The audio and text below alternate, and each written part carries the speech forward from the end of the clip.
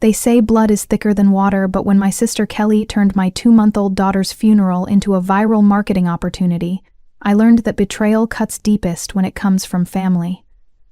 What she didn't know was that her own footage would become the weapon that destroyed everything she'd built. If you've ever felt the burning need for justice when someone crosses a line that should never be crossed, hit that like button. This story gets dark, but sometimes the only way to honor the dead is to bury the living. Let's dive in. My name is Lauren, and 2 years ago I lived through every parent's worst nightmare. My daughter Emma lived for exactly 63 days. 63 days of hope, of sleepless nights in the NICU, of believing that love could somehow be enough to keep her tiny heart beating. When the complications finally took her, I felt like my soul had been ripped from my chest and thrown into a void. The funeral was supposed to be sacred, a quiet goodbye for a life that barely had time to begin. I wanted dignity. I wanted peace. What I got was a performance that would haunt me forever. Kelly arrived 20 minutes late, stumbling through the chapel doors with the kind of confidence that only comes from 3 mimosas before noon. My sister had always been dramatic, but since her lifestyle blog took off, she'd become something else entirely. Every moment was content, every emotion was monetizable. I should have seen it coming. She slid into the pew behind me, her phone already in her hand. At first, I thought she was texting our cousin Megan, or maybe our mom, Judith. Grief makes people do strange things, and I was drowning in my own pain. But then I caught the reflection on her phone screen, the little red recording dot that would change everything. My blood turned to ice water. She was filming my baby's funeral like it was another day at the office. I turned around, my voice barely a whisper. "Kelly, what are you doing?" She looked up with those fake sympathetic eyes she'd perfected for her camera. "Just capturing some memories, hun. For the family." Memories. As if my daughter's death was a birthday party she might forget. The service continued, but I couldn't focus on the pastor's words. Every few minutes, I'd catch Kelly adjusting her angle, making sure she got the flowers, the tiny white coffin, the tears streaming down our mother's face. She was directing her own twisted documentary, and we were all unwilling actors. Then came the moment that shattered what was left of my composure. Kelly stood up, uninvited, and walked to the podium. She grabbed the microphone before anyone could stop her, swaying slightly as she faced the small crowd of family and friends who'd come to pay their respects. "Hi everyone," she began, her voice carrying that rehearsed influencer tone that made my skin crawl. "I know this is hard, but I wanted to say something about resilience, about how babies come and go, but we have to stay strong for the content. I mean, for each other." The silence that followed was deafening. I watched my mother's face crumble as Kelly continued her rambling, inappropriate speech. Judith stood up, her hands shaking with rage, and marched to the front. "Sit down," she hissed, yanking the microphone from Kelly's grip. "Stop recording, you don't have permission for this." But Kelly just smiled, pocketing her phone. "It's fine, Mom. Everyone understands. This is how we heal." The damage was done. Guests were whispering, looking between Kelly and me with expressions ranging from confusion to disgust. My baby's funeral had become a circus, and my sister was the ringmaster.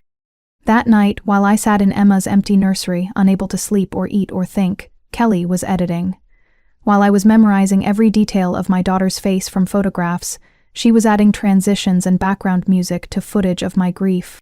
The video went live at 6 a.m. the next morning. "How Loss Makes Us Stronger," that's what she titled it. 10 minutes and 37 seconds of my family's most private moments, packaged with her thoughts on finding purpose in pain and turning tragedy into triumph. The thumbnail was her face, tears strategically placed, with Emma's funeral flowers blurred in the background. I watched it 3 times before my hand stopped shaking enough to call her. "Kelly, take it down, right now." "Lauren, honey, I know you're hurting, but this could really help people. The comments are so supportive." "Take it down.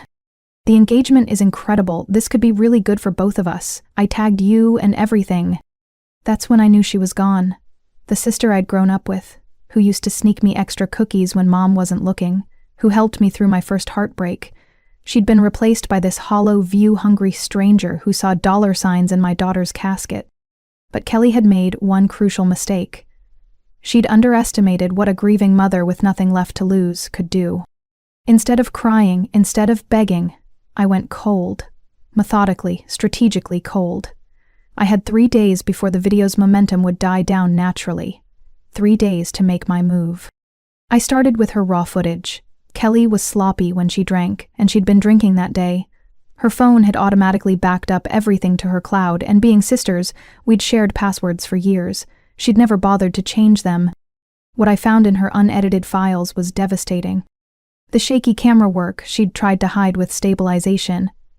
The moment she took a swig from a flask during the pastor's prayer. Her drunken giggle when someone's phone rang during the eulogy. And most damning of all, the clear audio of our mother saying, "Stop recording, you don't have permission."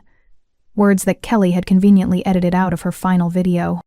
I spent 72 hours learning video editing software I'd never touched before. My husband Ethan brought me coffee and sandwiches that I'd barely touched, watching me work with the focused intensity of someone defusing a bomb.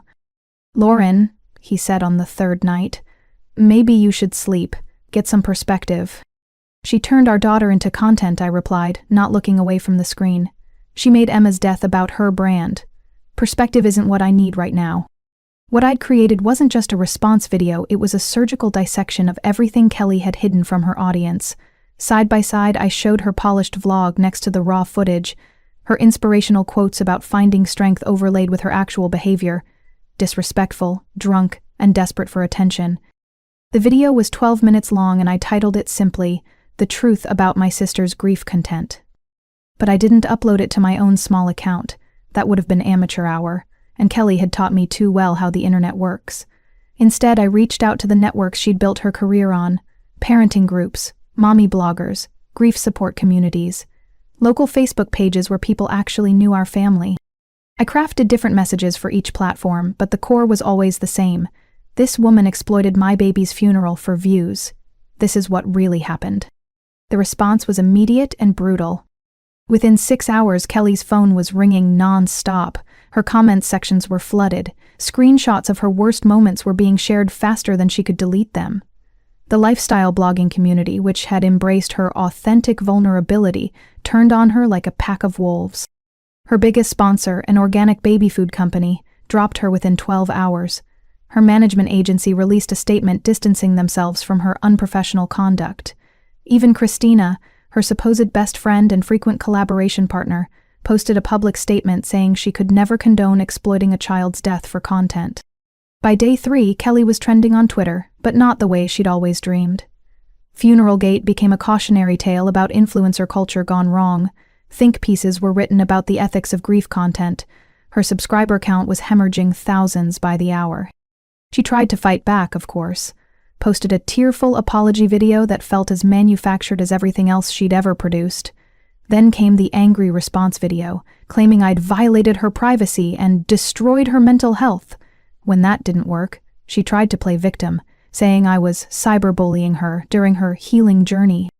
But the internet had already decided. Kelly had crossed a line that couldn't be uncrossed, and my evidence made it impossible for her to gaslight her way out of it. The final blow came when she tried to sue me for defamation. I almost laughed when her lawyer served me with papers claiming I'd maliciously edited footage to damage her reputation. Her own raw files, time-stamped and unaltered, told a different story. The funeral director, a kind man named Jeremy who'd been in the business for 30 years, testified that Kelly had indeed filmed without permission and disrupted the service. Our mother provided a statement about Kelly's drinking and inappropriate behavior. Even some of the guests came forward to describe their discomfort during her unauthorized speech. The case was dismissed with prejudice. Kelly was ordered to pay my legal fees. Her reputation was already in ashes, but the failed lawsuit ensured it would stay buried. 2 years later, Kelly worked at a call center in another state. Her social media accounts are deactivated. The lifestyle blog that once brought her 5 figures a month is a dead link. Occasionally I hear from mutual friends that she's tried to start over under different names, but the internet has a long memory for this kind of betrayal. Our family still gathers for holidays, but Kelly's chair stays empty. Our mother Judith sometimes looks sad about it, but she's never once suggested we forgive and forget. Some lines, once crossed, can't be uncrossed. Some trust, once broken, can't be rebuilt. As for me, I visit Emma's grave every month. It's peaceful there, just me and my memories of those 63 perfect days. Kelly's version of my daughter's story is gone from the internet, deleted by platforms that finally understood what she'd done. The only record of Emma's funeral now exists in the hearts of people who actually loved her. I don't regret what I did. I don't feel guilty about Kelly's ruined career or her exile from our family.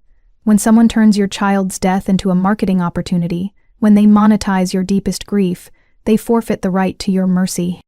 Kelly taught me that blood isn't always thicker than water, but she also taught me that sometimes the best revenge is simply showing people who someone really is behind their carefully curated facade. My daughter's memory is safe now. And Kelly? She learned that not everything in life can be rebranded into content. Some consequences are permanent, just like some losses are. The internet moved on to other scandals, other outrage cycles. But I sleep better knowing that when people remember my sister now, they don't think of her inspirational quotes or her lifestyle tips. They remember the woman who was too drunk and desperate for views to respect a baby's funeral. And that's exactly what she deserves. Justice isn't always served by the courts or the authorities. Sometimes it's served by people who refuse to let the truth stay buried. If this story resonated with you, hit that subscribe button, because there are more stories out there of people who thought they were untouchable until they met someone with nothing left to lose. What would you have done in Lauren's situation? Let me know in the comments below.